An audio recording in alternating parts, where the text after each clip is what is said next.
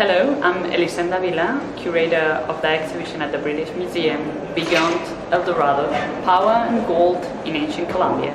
To give you a general introduction to the exhibition, to talk a little bit how the idea of this exhibition came about and what narrative we want to convey to the public.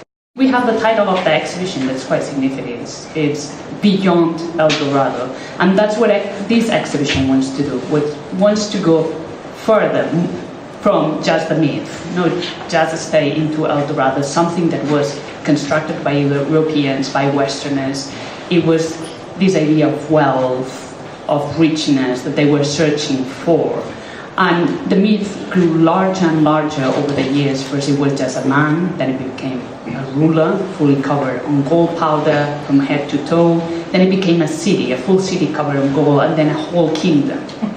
Gold was an important part of these rituals and this everyday life in many important communities and groups in what is now the territory that's now known as Colombia.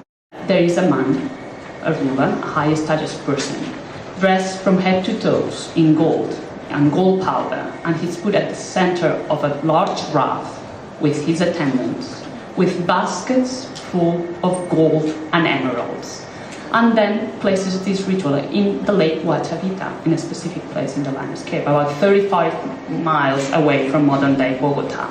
And the raft goes into the center of the lake, with all the crowds singing and dancing and cheering. And then when the raft reaches the center, a flag is raised and everything goes into silence.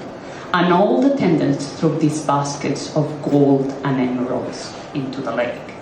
And that's one of the reasons that for many, many centuries, the Lake Guatavita has tried to be excavated and drained, and gold has been tried to source out of there.